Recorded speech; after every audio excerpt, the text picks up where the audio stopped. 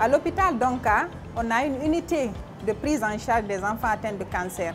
Et cette unité se trouve au sein du service de pédiatrie. On a une capacité d'hospitalisation et on fait aussi des activités en hôpital du jour. Donc depuis qu'on a déménagé dans les nouveaux locaux, on est mieux structuré. Voilà, on reçoit des enfants, certains enfants sont hospitalisés, d'autres viennent juste pour des chimiothérapies ou bien pour des gestes de diagnostic. Donc on fait beaucoup d'activités ambulatoires aussi.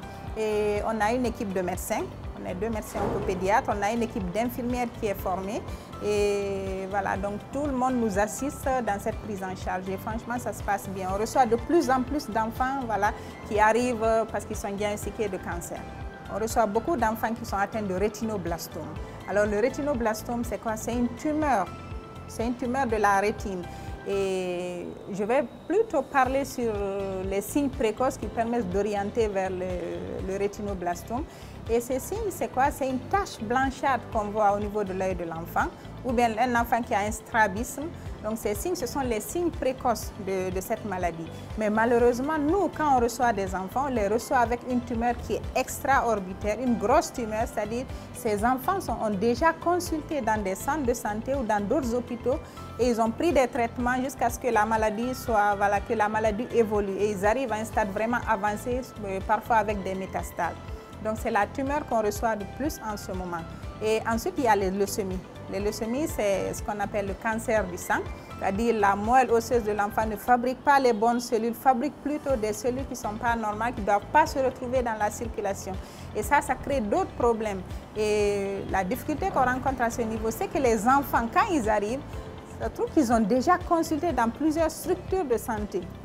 Donc d'où l'importance de mettre l'accent sur les signes précoces.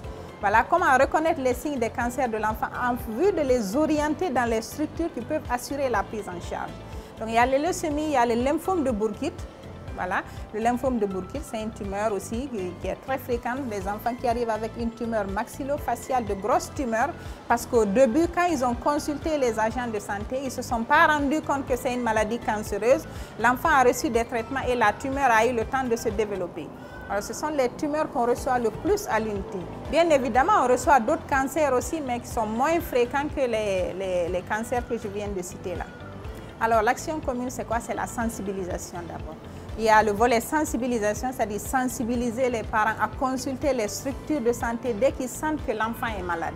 Dès qu'il y a un signe qui n'est pas normal, un signe que l'enfant ne présentait pas subitement, il a une fièvre qui est là, qui persiste, il y a une tache blanchâtre qui apparaît au niveau de l'œil, il a un ganglion qui apparaît, une tuméfaction, un petit nodule au niveau du cou, des aisselles, il faut consulter directement les structures de santé. Ça, c'est la sensibilisation. Aussi, il y a la formation du personnel de santé.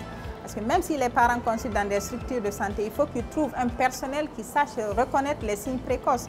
Donc l'autre volet, c'est la formation sur les signes précoces des cancers de l'enfant. Alors ce que je peux dire aux parents, le cancer de l'enfant, d'abord, ça existe parce que beaucoup de gens pensent que le cancer ne touche que l'adulte. Il faut savoir que le cancer de l'enfant existe, ça touche les enfants. En plus, le cancer de l'enfant se guérit. Les enfants sont beaucoup plus sensibles à la chimiothérapie, ils supportent plus la chimiothérapie et les cancers qui apparaissent chez l'enfant sont plus sensibles à la chimiothérapie. Donc ce que je dirais aux parents, c'est de consulter les structures de santé.